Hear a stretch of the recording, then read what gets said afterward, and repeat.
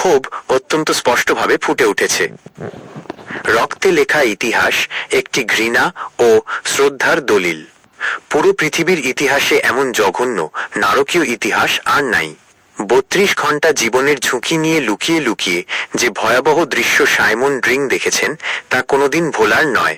লন্ডনের ডেইলি টেলিগ্রাফে নিজের দেখা সেই ভয়াবহ দৃশ্যের বর্ণনা দিয়েছেন বিশ্ববিখ্যাত সাংবাদিক সাইমন ড্রিং। ৩০শে মার্চ তার শিরোনাম ছিল tank crush revolt in Pakistan, ৭,০০০ স্লটার্ড। আজ দীর্ঘ প্রায় ১ মাস ধরে ইসরায়েল ইরান যুদ্ধ চলছে। এত বিমান হামলার পরও ইরানে ৩,০০০ মানুষ মারা যায়নি। ইসরায়েল ও আমেরিকা মিলে ১ মাসে ইরানে যত মানুষ মারেনি, পাকিস্তান এক রাতে তার শতগুণ বেশি মানুষ খুন করেছে বাংলাদেশে। সভ্য কাদের বলবেন? বিবিসির সংবাদ ছিল Bangladesh war, the article that changed history. জুনে বিখ্যাত সাংবাদিক অ্যান্থনি মাশাকারেন হাস লিখেছিলেন বাংলাদেশ জেনোসাইড নিয়ে। আন্তর্জাতিক পত্রিকায় ২৫শে মার্চ কালরাত্রির পাকিস্তানের ভয়াবহতা নিয়ে লিখতে গিয়ে শিরোনাম করেছিল rape of Bangladesh, Pakistani army brutality, silent massacre. Pakistan সেনাবাহিনীর গণহত্যা ও স্কর্চড আর্থ তথা জ্বালিয়ে, পুড়িয়ে ও লুটপাট সারা বিশ্বের বিবেকবান মানুষের চোখে জল এনে দিয়েছিল। সারা বিশ্বজুড়ে পাকিস্তানের প্রতি ক্ষোভ ও ঘৃণা জানিয়ে মানুষ মিছিল ও প্রতিবাদ করেছে। ১ কোটির অধিক বাঙালি শরণার্থীকে ভারতের আশ্রয় দেওয়া আজও পৃথিবীতে মানবতার এক উজ্জ্বল ইতিহাস হয়ে দাঁড়িয়ে আছে। পৃথিবীর বুকে আর কোনো দেশ এত অধিক সংখ্যক শরণার্থীকে কখনোই আশ্রয় দেয়নি। আজ আপনাদের চোখের সামনে পাকিস্তানিরা আফগানিস্তানের এক হাসপাতালে বোমা বিস্ফোরণ করেই ৪ শতাধিক নিরীহ মানুষ মেরে ফেলেছে। তবুও পাকিস্তান জিন্দাবাদ দিতে আপনার বুক কাঁপে না? আপনারা মেরুদণ্ডহীন। লজ্জা, শরম, কৃতজ্ঞতাবোধ, দেশপ্রেম ও মানবতাবোধ কিছুই আর আপনাদের অবশিষ্ট নেই। তাই একটু সুযোগ পেলেই আপনারা ইনিয়ে বিনিয়ে পাকিস্তান জিন্দাবাদ দিতে মুক্তিযুদ্ধের ইতিহাস বিকৃতি শুরু করে দিন। পাকিস্তান, আমেরিকা ও জামায়াত বিএনপি গত ৫৫ বছর ধরে চেষ্টা করেও বাংলাদেশের মুক্তিযুদ্ধ ও বঙ্গবন্ধুর ইতিহাস মুছতে পারেনি। যে ইতিহাস বাঙালির রক্ত দিয়ে লেখা হয়েছে, সেই ইতিহাস পৃথিবীর কোনো অপশক্তি কোনো কালেই বাংলাদেশের মানুষের হৃদয় থেকে মুছতে পারবে না। ১৯৭১ সালের ২৩শে মার্চ পাকিস্তান শেষবারের মতো পাকিস্তান দিবস পালন করেছিল। আজ স্বাধীনতার ৫৫ বছর পর একদল লজ্জা শরমের মাথা খেয়ে পাকিস্তান দিবস পালন করল। পাকিস্তান ও জামায়াতে ইসলাম এই দুটোই এক সাপের বিষ। ১৯৭১ সালের ২৩শে মার্চ পাকিস্তানিরা যখন পাকিস্তান দিবস পালন করছিল, তখন আমাদের জাতির জনক বঙ্গবন্ধু শেখ মুজিবুর রহমানের নেতৃত্বে ধানমন্ডি ৩২ নম্বরে বঙ্গবন্ধু বাংলাদেশের জাতীয় পতাকা উত্তোলন করেন। সাথে সাথে রাজপথ প্রকম্পিত হতে থাকে। পাকিস্তানের সেনানিবাস ও প্রেসিডেন্ট ভবন ছাড়া কোথাও পাকিস্তানের পতাকা উড়েনি সেদিন।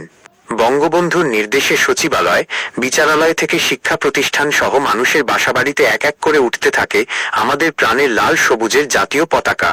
১৯৭১ সালের ২৪শে মার্চ বঙ্গবন্ধুর ডাকে সমগ্র বাংলাদেশের মানুষ হরতাল পালন করে।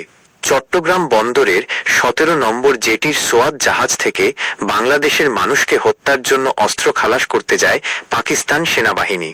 ২৫শে মার্চ জাতীয় পরিষদের অধিবেশন বসার কথা থাকলেও তা স্থগিত করে পাকিস্তান।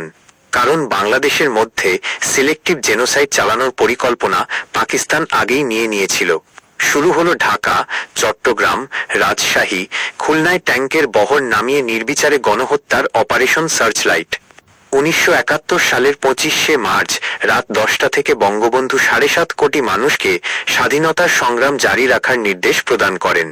এই দিন বাংলাদেশ সময় রাত ১১টা ৩০ থেকে পাকিস্তানি সেনাবাহিনী ও তাদের দোসর জামায়াত শিবির বাংলাদেশের ঘুমন্ত নিরস্ত্র মানুষের উপর নির্বিচারে গুলি বর্ষণ, হত্যা ও ধর্ষণ শুরু করে। এদের নারায়ে তাকবীর আল্লাহু আকবার ধ্বনি ছিল বিশ্ব মানবতার সাথে উপহাস। জীবন্ত শয়তান না দেখলে এদের দেখুন। এদের কর্মকাণ্ডের ইতিহাস শুনলে স্বয়ং শয়তান পর্যন্ত লজ্জা পাবে। ঢাকা বিশ্ববিদ্যালয়ের জগন্নাথ হলের ছাত্রদের এক কাতারে দাঁড় করানো হলো। এক এক করে নির্মমভাবে সবাইকে হত্যা করা হলো। এক রাতেই জগন্নাথ হলের ২০০ ছাত্রকে মধ্যযুগীয় কায়দায় হত্যা করা হয়। এক রাতেই শুধু ঢাকা শহরে ৫০,০০০ নিরস্ত্র বাঙালিকে নির্মমভাবে হত্যা করে পাকিস্তানিরা। মধুদার বাসায় হামলা করে তার পুত্র, সদ্য বিবাহিতা পুত্রবধূ ও তার অন্তঃসত্ত্বা স্ত্রী যোগমায়াকে নির্মমভাবে হত্যা করে। ঢাকা বিশ্ববিদ্যালয়ের পরিসংখ্যান বিভাগের শিক্ষক মনিরুজ্জামান তার পুত্র ও আত্মীয়কে হত্যার পাশাপাশি জ্যোতির্ময় গুহ ঠাকুরও তাকে হত্যা করে। দেশের সূর্য সন্তানদের জগন্নাথ হলের মাঠে দাঁড় করিয়ে নির্বিচারে গুলি করে হত্যা করে পাকিস্তানিরা। সাংবাদিক সায়মন ড্রিং রোকেয়া হলের ছাত্রীদের ওপর পাকিস্তানিদের বর্বর আক্রমণের ইতিহাস তুলে ধরেন 30শে মার্চ প্রকাশিত টেলিগ্রাফ পত্রিকায়। রাজারবাগে ঘুমন্ত পুলিশ সদস্যদের ওপর নির্বিচারে গণহত্যা চালায় পাকিস্তানিরা। 170 জন পুলিশ সদস্য নিহত হন মাত্র কয়েক ঘন্টায়। স্বাধীনতা যুদ্ধের প্রথম বুলেট ছুড়ে জয় বাংলা বলে প্রতিরোধ করেছিল বাংলাদেশ পুলিশ। রাজারবাগ থেকেই ওয়্যারলেসের মাধ্যমে বঙ্গবন্ধুর স্বাধীনতার ঘোষণাটি ছড়িয়ে দেওয়া হয়েছিল। সমগ্র বাংলাদেশে এই পর্যন্ত কয়েক হাজার গণকবর আবিষ্কৃত হয়েছে।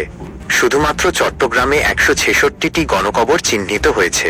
সমগ্র বাংলাদেশের মাটিতে লেগে আছে 30 লক্ষ শহীদের রক্তের দাগ। এই রক্ত বেইমানি করে না। এই পবিত্র রক্ত মৃত্যুর শেষ নিঃশ্বাস থাকতেও পাকিস্তান ও রাজাকার জামায়াতের পক্ষে একটি শব্দ উচ্চারণ করতে পারে না। এই রক্ত মুক্তিযুদ্ধের কথা বলবেই। পাকিস্তানের সেনাবাহিনীর জনসংযোগ কর্মকর্তা সিদ্দিক শালিক তার উইটনেস টু সারেন্ডার বইয়ে 25শে মার্চকে সম্বোধন করেছিলেন নরকের দরজা হিসাবে। গ্রেপ্তার করা হয় বঙ্গবন্ধু শেখ মুজিবুর রহমানকে। একজন পাকিস্তান সেনাবাহিনীর কর্মকর্তা হিসাবে শেখ মুজিবের গ্রেপ্তার ও স্বাধীনতার ঘোষণা নিয়ে বিস্তারিত লিখেছেন তিনি তার বইতে। শেখ মুজিবুর রহমানের স্বাধীনতা ঘোষণার পর 25শে মার্চ বেতার ভাষণে পাকিস্তানের স্বৈরশাসক ইয়াহিয়া খান শেখ মুজিবুর রহমানকে বিশ্বাসঘাতক হিসেবে উল্লেখ করেছিলেন। মার্চের 27 তারিখ ব্রিটিশ দৈনিক গার্ডিয়ান বঙ্গবন্ধুকে স্বাধীনতার ঘোষক হিসেবে শিরোনাম করে। আয়ারল্যান্ডের আইরিশ টাইমস ঢাকায় এক রাতে 10,000 মানুষ হত্যার সংবাদ সহ শেখ মুজিবকে স্বাধীনতার ঘোষক আখ্যা দেয়। থাইল্যান্ডের ব্যাংকক পোস্ট লিখেছে, শেখ মুজিবুর রহমানের স্বাধীনতার ঘোষণার পর বাংলাদেশে গৃহযুদ্ধের আশঙ্কা তৈরি হয়েছে। আর্জেন্টিনার জাতীয় পত্রিকা বুয়েন্স আইরেস হেরাল্ড শিরোনাম করে, Bengali independence declared by Mujib. একই তারিখে নিউ ইয়র্ক টাইমস শিরোনাম করে, স্বাধীনতার ঘোষণা দেওয়ার পর শেখ মুজিবকে গ্রেপ্তার করা হয়েছে। এত রক্ত, এত ত্যাগ ও সংগ্রামের বিনিময়ে পাওয়া স্বাধীনতা বাংলাদেশের মানুষ কি ভুলতে বসেছে? আজ সংসদে রাজাকারের গাড়িতে জাতীয় পতাকা উঠছে। পুরনো শকুন জামায়াতে ইসলাম স্মৃতিসৌধে যাচ্ছে লাল সবুজের পতাকা খামচে ধরে। 25শে মার্চকে গণহত্যার স্বীকৃতি দিতে বাংলাদেশের লেগেছে 46 বছর। রাজাকারের বিচার করতে এই জাতির লেগেছে প্রায় 40 বছর। আমেরিকার কারণে এখনো আন্তর্জাতিক গণহত্যার স্বীকৃতি আদায় হয়নি। আজ বাংলাদেশের শুভ জন্মদিন। আজ রাজাকারের প্রতি ঘৃণা জানানোর দিন। আজ জামায়াতে ইসলামীর প্রতি ঘৃণা প্রকাশের দিন। আজ পাকিস্তানের নৃশংস গণহত্যার প্রতিবাদে ঘৃণা জানানোর দিন। আজ বাংলাদেশকে ভালোবাসার দিন। সত্য সবসময় সুন্দর।